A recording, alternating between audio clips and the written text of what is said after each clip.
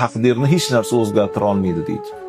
Sahifalar tugagan, siyohlar qurigan, qalamlar ko'tarilgan. Illo deydi duo ta'sir qilishi mumkin ekan azizlar.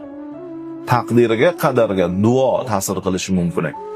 Bugungi kunda zakotimizni bersak, molimiz qoplanar ekan, jamiyat isloh bo'lar ekan. Undan tashqari bergan zakotimiz, bergan sadaqamiz sababli Alloh subhanahu va taolo taqdirimizda turgan baloni o'zgartirib yuborishi mumkin ekan. Mumkin ekan. Musa alayhissalomning oldilariga bir ayol keldi. Ey Musa, necha yildan beri bolam yo'q, farzandim yo'q. Bir duo qiling, Alloh menga ham farzand bersin. Musa alayhissalomga u ayolning nomai amali ko'rsatildi deyiladi. Nomai amaliga qarasalar, unga farzandsizlik bitilgan ekan. Farzand ko'rmaydi bu ayol, tug'maydi degan nomai amalida turibdi. Nima deyishni bilmas ekanlar Musa alayhissalom. Sabr qiling desalar, nimaga duo